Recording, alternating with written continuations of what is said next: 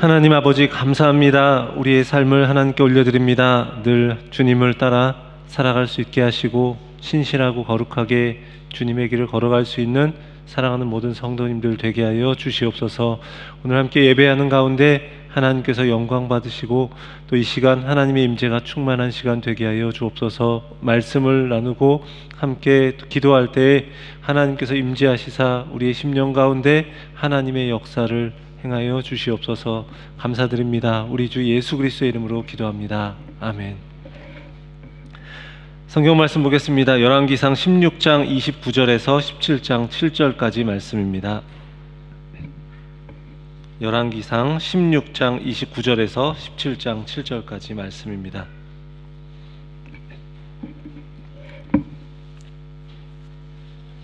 교독하도록 하겠습니다. 유다의 아사왕 제38년에 오므리의 아들 아합이 이스라엘의 왕이 되니라. 오므리의 아들 아합이 사마리아에서 22년 동안 이스라엘을 다스리니라.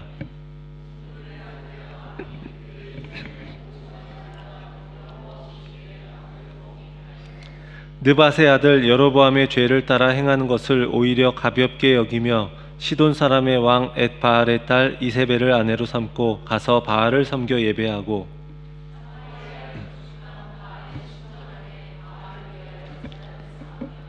또 아세라상을 만들었으니 그는 그 이전에 이스라엘의 모든 왕보다 심히 이스라엘 하나님 여호와를 노하시게 하였더라.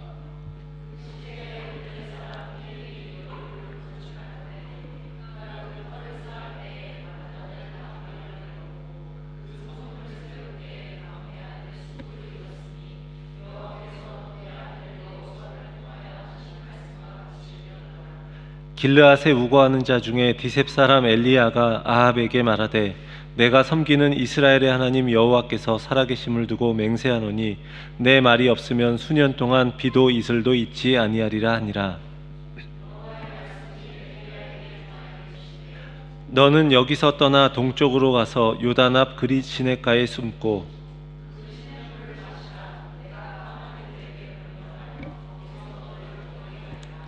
그가 여호와의 말씀과 같이 하여 곧 가서 요단 앞 그릿 시냇가에 머물매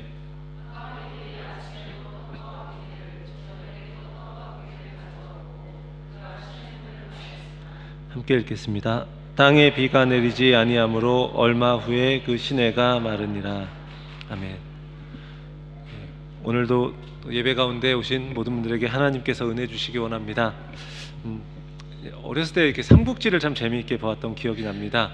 삼국지 뭐 이제 책도 있고 뭐 만화 삼국지도 있고 영화도 있고 막 그러잖아요. 그래서 참 재미있었던 기억이 나는데 후한 말기에 황제의 힘이 굉장히 약해지고 수많은 그런 관리들은 권력과 부귀영화를 탐내면서 이렇게 서로 그 권력을 추구하던 그런 시대에 또 도적대들이 막 많이 일어나서 백성들의 삶이 굉장히 고달파지는 그런 상황 속에서 수많은 영웅들이 일어나는 그런 이야기입니다. 그래서 우리가 또 잘 아시는 유비관우 장비 이야기도 나오고 또 뭐 제갈공명 같이 이렇게 머리 좋은 또 제갈공명의 이야기도 나오고 그랬던 기억이 나는데 거기서 나온 그 말 중에 이런 얘기가 있습니다. 난세의 영웅이 난다라는 표현을 제가 읽었던 기억이 나는데 난세, 그러니까 어려운 시대에 영웅이 난다 이런 이야기입니다.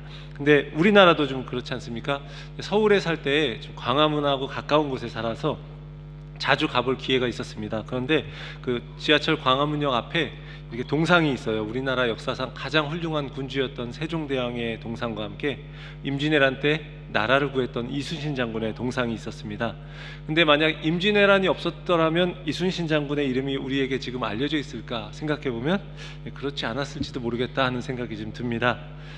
드라마에서도 막 이순신 드라마를 보면은 막 그 1년 전에 일본의 침략을 이렇게 막으려고 이제 예상하고선 준비하는데 막 밑에 있는 부하들은 왜 지금 이걸 하고 있느냐, 이게 무슨 필요가 있다고 전쟁에 대해서 이제 생각하지 않고 있는데 그때 이제 막 그런 이야기를 하는 거예요. 내가 준비하는 모든 것들이 정말 무용지물이 되었으면 나도 좋겠다고. 그런데 분명히 이건 침략의 기미가 보이기 때문에 난 준비할 수밖에 없다. 이런 이야기를 하는 그런 장면들이 있었는데 만약에 정말 쳐들어오지 않아서 일본이 쳐들어오지 않아서 이순신 장군의 모든 준비가 무용지물이 되었다면 우리나라로서는 더 좋았을지 모르겠지만 이순신 장군의 이름은 별로 알려지지 않았을 겁니다.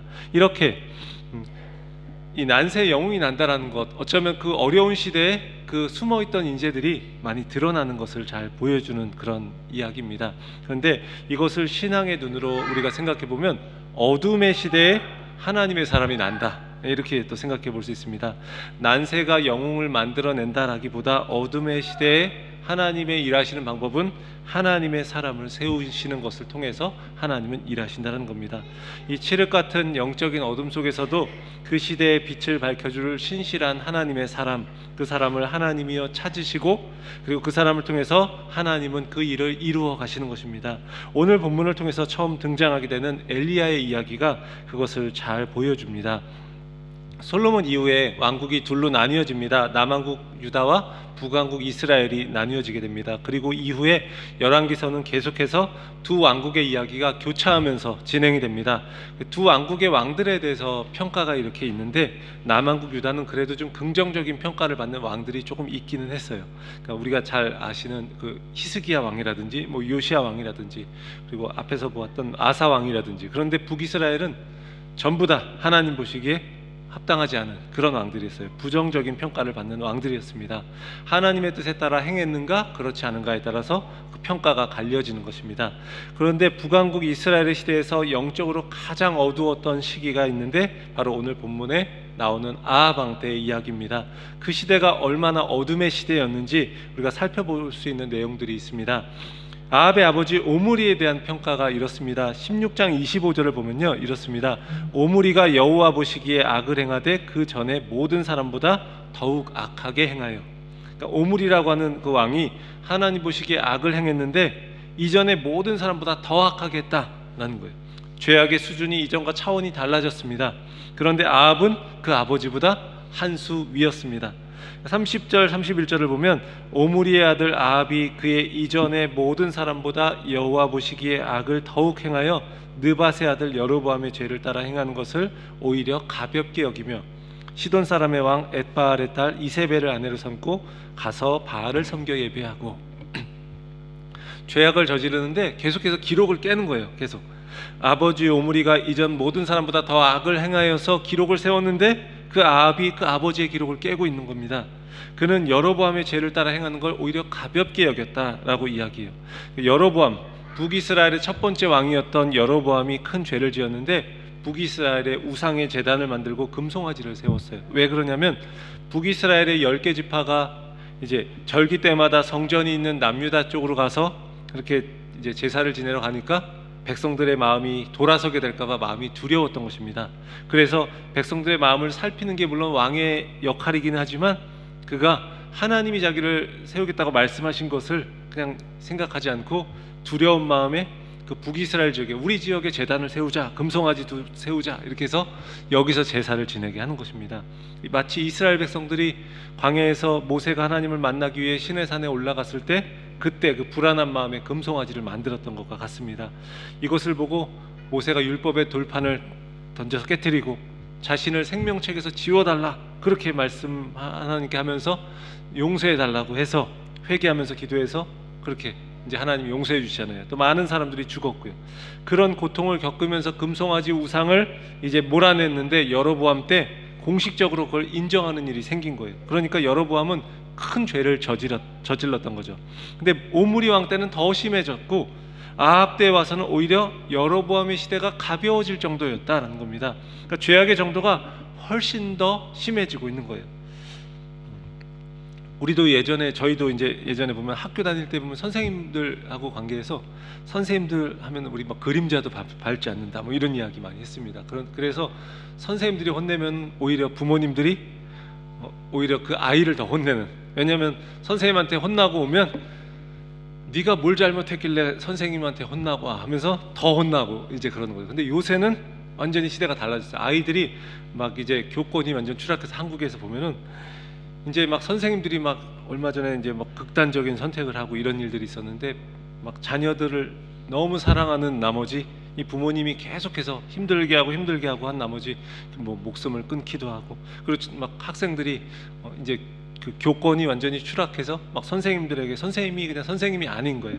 그렇게 그러니까 부모님들과 학생들이 이제 선생님을 선생님으로 안 보는 시대가 된 거예요. 점점 더 심해지는, 어려워지는 시대를 살고 있다는 생각을 많이 하게 되었습니다.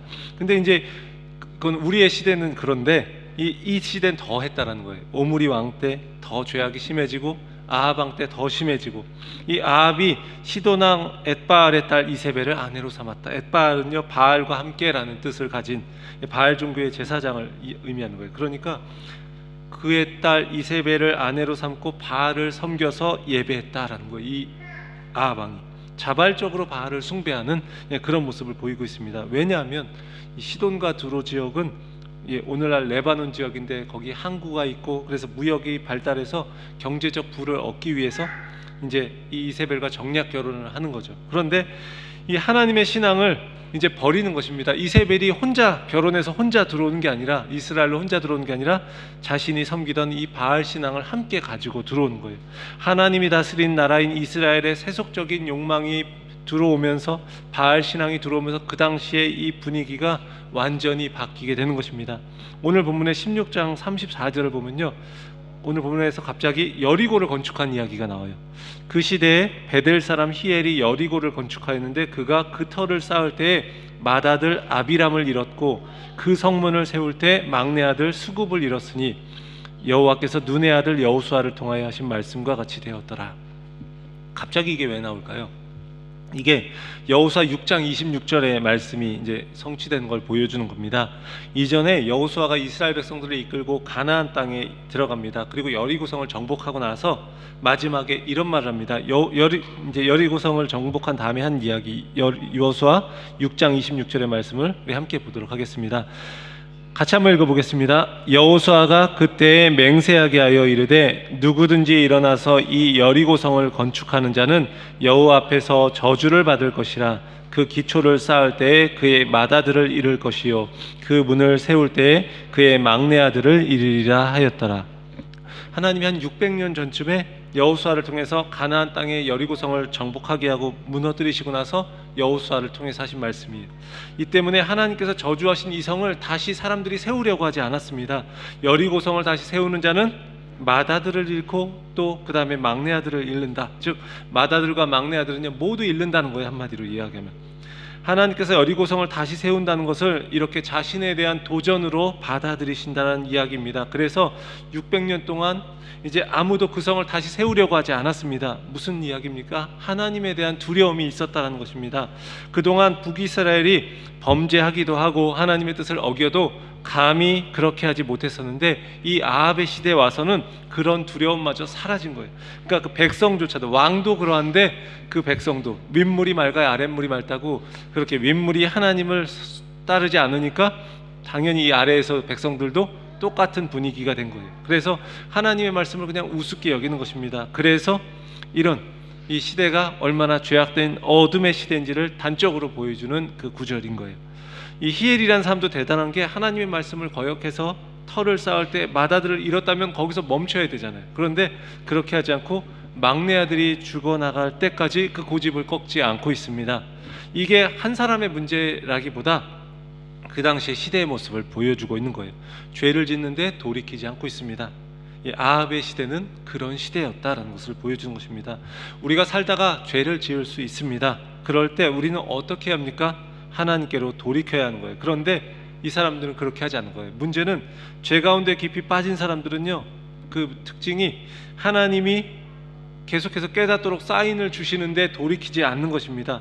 영적으로 무감각해서 모르고 계속 망하는 길로 가든지, 아니면 지나치게 완고해서 하나님의 명령을 끝까지 고집을 피우면서 듣지 않든지, 이 둘 중에 하나인 거죠. 그러면서 심판을 자초하게 되는 거예요.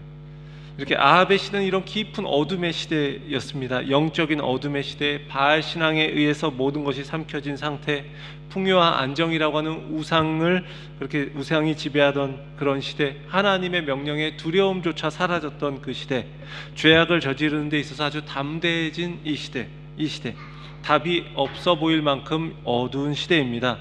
우리의 시대는 어떻습니까? 우리의 시대는 이 정도는 아닌 것 같은데 라고 생각할 수 있습니다. 어둠이 지배하고 있는 세상 속에서 우리는 어쩌면 우리 시대는 이 정도까지는 아니잖아 라고 우리도 안심할 수 있습니다. 하지만 우리도 하나님에게 무관심하면서 풍요와 안정을 추구하고 있는 그런 세상 속에 살아가고 있는 것은 아닌지 우리가 돌아볼 수 있기 원합니다. 그러면 어둠이 지배하고 있는 이 세상 속에서 하나님은 과연 무엇을 하고 계시는 것일까요? 모든 것이 무너져 있는 것처럼 보이는 이 시대 속에서 하나님은 보이지 않고 느껴지지 않습니다. 과연 하나님은 무엇을 하고 계신 걸까요? 하나님도 어찌할 바를 몰라서 맥없이 손을 놓고 계신 것일까요? 뭔가 하셔야 될 것 같은데, 그런데 17장의 시작은 그렇지 않다는 것을 말해줍니다. 1절입니다. 길르앗에 우거하는 자 중에 디셉 사람 엘리야가 아합에게 말하되 내가 섬기는 이스라엘의 하나님 여호와께서 살아계심을 두고 맹세하노니 내 말이 없으면 수년 동안 비도 이슬도 있지 아니하리라 하니라. 한 사람이 등장합니다. 어둠의 시대 가운데 일하시는 하나님의 방법은 이렇게 한 사람이라는 거예요. 나의 하나님은 여호와시다라고 하는 이름의 뜻을 가진 그 엘리야라고 하는 한 사람을 하나님이 선택하십니다. 이 엘리야 선지자는 굉장히 대단해 보입니다. 그래서 막 예수님하고 막 만나는 그 변화산에서 만나는 장면도 나오고 그러잖아요. 그 엘리야 하면은 뭔가 대단해 보이고 우리는 그렇게 생각을 합니다. 그 바알 선지자들과 그 갈멜산에서 대결을 벌이는 그 장면을 보면 어떻게 저렇게 할 수 있을까? 우리 이런 생각할 수 있습니다. 그런데 성경이 그를 무엇이라고 하는가 보면 야고보서 5장 17절을 보면 이렇게 이야기합니다. 엘리야는 우리와 성정이 같은 사람이로되, 이렇게 그런 사람이라는 거예요. 엘리야는 우리와 같은 사람이라는 거예요. 우리와 같이 연약함도 있고 그런 평범한 사람이다라는 거예요. 너무나 절망적인 시대, 어둠의 시대를 회복시키기 위한 하나님의 방법은 바로 이 평범한 하나님의 한 사람이라는 거예요. 이것이 항상 변하지 않는 하나님의 방법입니다. 이스라엘 백성들이 노예 생활을 하면서 고통 속에서 부르짖을 때 그 부르짖음을 들으시고 하나님은 어떻게 하십니까? 모세라고 하는 한 아기를 태어나게 하십니다. 이처럼 하나님은 사람을 통해서 일하십니다. 하나님의 형상으로 지어진 사람이 바로 하나님의 영광을 보여주기 때문입니다. 물론 하늘과 땅과 산과 바다가 이런 자연 경관들이 하나님의 영광을 조금씩 보여줍니다. 우리 멋진 호주의 멋진 우리 그런 자연 경관을 보면서 하나님 정말 대단하시다라는 생각 많이 해보셨을 겁니다. 물론 그렇습니다. 아침에 해가 뜨고 해가 지고 저 별들을 보고 우주를 우리가 직접 볼 수는 없지만 이렇게 보게 되면 거기서 하나님의 손길을 느낍니다. 그런데 그 대단해 보이는 것들도 그런데 하나님의 영광의 일부라는 거예요. 근데 그 하나님의 영광이 그곳에 머물고 그 임재가 머무는 곳은 오직 사람을 통해서 하신다는 거죠. 하나님이 우리에게만, 하나님이 사람인 우리에게만 하나님이 거하시는 성전이라고 말씀하셨어요. 이스라엘 백성들의 성막에서 성전에서 보여주는 게 무엇이죠? 하나님의 임재라는 겁니다. 우리가 하나님이 계시는 성전이라는 이야기는 하나님이 우리 가운데 임재하신다는 거예요. 우리와 다른 피조물들의 차이가 바로 여기에 있습니다. 하나님의 형상을 가졌다는 거예요. 우리를 영으로 창조하셨다는 거예요. 영이신 하나님이 사람을 영으로 창조하셨다는 겁니다. 하나님의 임재와 영광을 사람과만 함께 나누고 함께 공유하신다는 거예요. 이렇게 시대가 아무리 어두워도 하나님은요 다른 것이 아니라 하나님의 사람을 통해서 어둠의 시대를 밝히는 일을 하신다는 겁니다. 여기 계신 여러분들을 통해서 하나님이 어둠의 시대를 밝히시는 일을 하시는 줄 믿습니다. 하나님의 영광을 나타내는 그 한 사람, 그 하나님의 임재가 있는 한 사람을 통해서 하나님이 그 어둠의 시대를 바꾸십니다. 모든 것이 망가져버린 아합의 시대, 영적인 암흑기 같은 그 시대에 하나님은 바로 그 당신의 영광과 임재가 있는 그 한 사람을 찾으셨고 그 사람이 바로 엘리야였습니다. 그 엘리야를 통해서 하나님이요 이제 하나님 나라의 또 이야기들을 써내려 가시는 것입니다. 엘리야가 아합이라고 하는 절대 권력을 가진 그 군주 앞에서 아주 당당하게 하나님의 심판의 말씀을 선포합니다. 내 말이 없으면 수년 동안 비도 이슬도 있지 아니하리라. 엘리야가 대단해서가 아닙니다. 그가 앞에서 언급했듯이 우리와 같은 성정을 가진 사람입니다. 그런데 그가 이렇게 담대하게 선포할 수 있었던 이유가 무엇입니까? 그가 살아계신 하나님을 의식하고 있기 때문입니다. 눈앞에 보이는 아합 왕보다 더 실제적으로 하나님의 살아계심을 느끼는 것입니다. 우리가 서로 이렇게 얼굴을 서로 보고 있잖아요. 그런데 하나님은 우리가 안 보이잖아요. 그런데 하나님이 더 실제적으로 느껴지는 거예요. 이 눈앞에 보이는 아합 왕보다. 여러분 그러십니까? 우리 서로 얼굴을 보면서 하나님이 더 실제적으로 느껴지십니까? 예. 참 그 쉽지 않습니다. 우리가 눈에 보이는 게 더 가깝게 느껴지고 안 보이는 것은 더 멀게 느껴지는 게 보통 우리의 모습이잖아요. 근데 이 엘리야는 눈앞에 보이는 그 아하방보다 눈에 보이지 않지만 살아계신 하나님이 더 실제적으로 느껴지는 거예요. 그래서 지금 그가 하고 있는 이 말은 지금 왕 앞에서 하는 말이 아니라 하나님 앞에서, 코람데오 하나님 앞에서 하는 말입니다. 그 하나님을 의지하고 의식하고 두려워하니까, 다시 말해서 하나님을 경외하니까 더 이상 절대 권력을 쥐고 있는 왕이라고 해도 두려워하지 않는 것입니다. 하나님을 두려워하면요, 사람을 두려워하지 않게 됩니다. 그런데 반대로 사람을 두려워하게 되면요, 그리고 사람을 두려워하고 사람을 의식하게 되면요, 하나님을 두려워하지 않게 됩니다. 우리가 보통 그렇잖아요. 누가 볼까봐 뭔가 잘못된 일을 행동을 하지 않고, 누가 안 볼 때 잘못된 일을 하는 사람은요, 하나님을 두려워하지 않는 거예요. 그런데 하나님을 두려워하는 사람은 누가 보든지 안 보든지 올바르게 행동한다는 거죠. 마치 요셉이 그러했던 것처럼 보디발의 아내가 그를 유혹했을 때 아무도 보는 사람이 없었지만 내가 어떻게 하나님께 죄를 범하겠습니까? 라고 하면서 그 자리를 이렇게 뛰쳐나온 것처럼 바로 그런 것입니다. 엘리야는요, 우리와 같은 사람이었어요. 그런데 그 말은 그 말은 우리와 똑같이 연약한 모습도 있고 우리와 똑같이 죄성도 있기 때문에 자칫 방심하면 무너질 수도 있는 사람이라는 것을 말해주는 겁니다.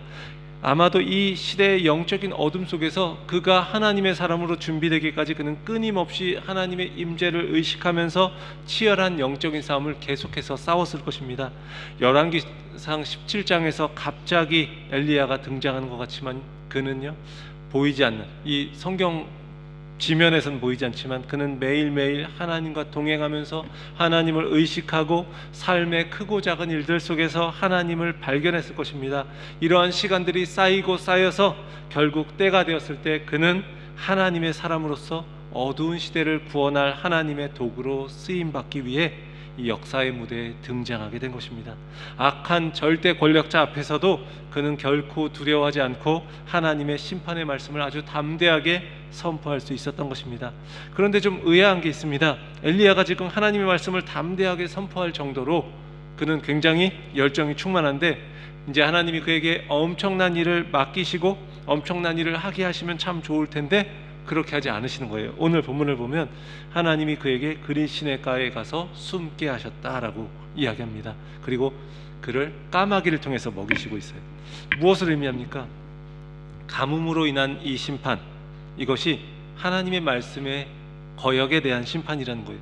어두운 시대에 하나님의 말씀을 전할 이 엘리야를 숨기신다는 것은 그 아합과 그 이스라엘 백성들에게는 하나님의 말씀을 숨기시는 겁니다. 그리고 이 죄악이 가득한 시대 속에서 하나님의 일하심을 그가 이렇게 나타내기 위해서 정말로 열심히 뭔가를 이렇게 해야 될 것 같은데, 그런데 그가 그렇게 하지 않고 다른 것들을 하고 있어요. 보면 정말 기근과 가뭄은 그 아합 시대의 진짜 재앙은 비가 오지 않는 것이 아니라, 그래서 농사가 잘 안 되는 것이 아니라 더 큰 재앙은 하나님의 말씀이 사라졌다는 것을, 하나님의 말씀이 사라진 영적인 기근이라는 것을, 영적인 가뭄이라는 것을 그가 보여주고 있는 거예요. 당장 아합에게 가서 싸우다 죽으라고 해도 충분히 할 수 있을 만큼 영적으로 그는 지금 굉장히 열정이 충만한 상태입니다. 그런데 엘리야에게 하나님은요, 철저하게 하나님의 방법을 요구하십니다. 뭔가를 찾아가서 열심히 열정적으로 하는 것보다 이제는 그 말씀 한번 선포하고 나서 그린 시냇가에 가서 숨어서 까마귀가 물어다 주는 것을 받아 먹으면서 때를 기다리는 아주 수동적으로 보이는 그런 일들을 하고 있는 거예요. 어쩌면 더 힘들 수 있는 거죠. 무엇을 하는 것도 어렵지만요, 굉장히 하지 않는 것도 굉장히 어렵습니다.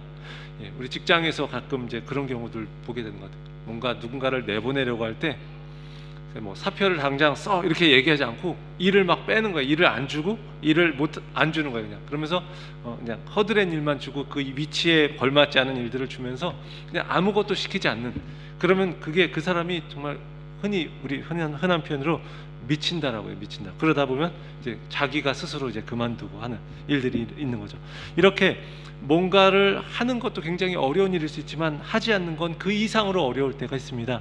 병원에 입원해 있는 분들을 찾아가면 병의 고통 때문에도 힘들어하지만 그 이상으로 힘든 건 굉장히 답답함 때문에 힘들어요. 아무것도 할 수 없고 인생을 마치 허비하는 것처럼 시간을 지금 그냥 흘려보내는 것 같아서 힘들어하는 경우들을 많이 보았습니다. 하나님이요, 이 시간을 엘리야에게 통과하게 하시는 거예요. 기다림의 이 시간을 통해서 하나님은요, 엘리야를 하나님의 시간표대로 움직이도록 하시는 것입니다. 자신이 시간의 주인이 아니라 하나님의 때를 기다리면서 이제는 철저하게 하나님의 시간과 방법에 따라 움직이는 것을 배움으로 그가 하나님이 진짜 주인이시라는 것을 깊이 체험해야 하는 거예요. 물론 지금까지 영적으로 계속 훈련을 받아왔을 겁니다. 그렇지만 그는 이제 더 새롭게 하나님을 경험하는 것입니다. 이 그리시네가는 오직 그가 하나님과 만나는, 홀로 만나는 자리입니다. 무언가 열정을 내어서 사역을 하고 그 사역의 성과를 이루어내고 그 열매를 얻는 그런 자리, 그게 아니라 하나님과 홀로 만나는 자리였어요. 이전과는 다른 차원으로 그는 하나님을 깊이 경험해야 하는 그런 자리였다는 겁니다. 지금 그가 해야 할 일은 신실하게 하나님의 뜻에 따라 그곳에 머무르는 것입니다. 그래서 죄악이 가득한 이 시대 속에서 하나님의 일하심을 드러내는 그 구별된 사람, 거룩의 사람으로 하나님의 손길에 의해서 빚어지는 것, 지금 이게 그가 이 시간에, 이 순간에 해야 하는 일이었습니다. 사랑하는 성도 여러분, 지금 우리의 시대는 어떻습니까? 아합의 시대와 우리의 시대가 많이 다릅니까? 우상을 숭배하고 영적으로 무감각했던 이 아합의 시대처럼 우리 시대 역시 하나님을 잊어버린 채로 살아가고 있는 것은 아닙니까? 수많은 그 다른 것들의 마음을 빼앗겨서 하나님을 찾는 것이 형식적인 절차가 되어버린 것은 아닙니까? 그렇지만 하나님은요, 그런 때 여기 계신 여러분과 저를 또 통해서 우리가 하나님 앞에 그렇게 드려질 때 우리를 통해서 이 시대를 변화시킬 줄을 믿습니다. 하나님이 그 일을 우리에게 하시기 원하십니다. 그래서 우리 성도님들 한 분 한 분이 있는 곳이 정말로 하나님의 뜻 가운데 새롭게 변화되는 역사가 일어날 수 있기를 원합니다. 여러분이 있는 가정이 여러분이 그 자리에 있기 때문에 좋은 가정이 되고요, 여기 계신 여러분들이 우리 교회에 있기 때문에 우리 교회가 하나님 앞에서 정말 아름답고 하나님 기뻐하시는 교회가 되고요, 여러분이 가는 그 직장과 여러분이 가는 그 삶의 모든 자리가, 학교가 정말로 여러분이 가기 때문에, 하나님의 사람인 여러분이 그 자리에 있기 때문에 여러분을 통해서 변화되어서 정말 좋은 곳, 좋은 직장, 좋은 학교, 좋은 곳이 되기를 원합니다. 그래서 우리가 좋은 곳을 찾아가는 것이 아니라 우리가 가는 곳이 정말 좋은 곳이 될 수 있기를, 그래서 우리가 그런 하나님의 사람으로서 어두움의 시대에 빛을 밝힐 수 있는 이런 엘리야와 같은 사람 되기를 원합니다. 엘리야가요, 대단해 보이지만 성경은 이야기합니다. 우리와 성정이 같은 엘리야, 그 엘리야를 사용하신 하나님이요, 그런 여기 계신 여러분들을 사용하셔서 이 세상을 새롭게 하시는 일을 시작하실 줄을 믿습니다. 우리 이 시간 함께 하나님 앞에 찬양하기 원합니다. 우리 신실하게 진실하게 거룩하게 살게 하소서. 우리 찬양 우리 했던 것처럼 우리의 삶이 이렇게 되기를 원합니다. 하나님께 우리 기도하는 마음으로 우리 신실하게 진실하게 우리 찬양하면서 우리가 진정한 하나님의 사람으로 우리의 있는 삶의 자리를 바꿀 수 있는 그런 사람 되기를 원합니다.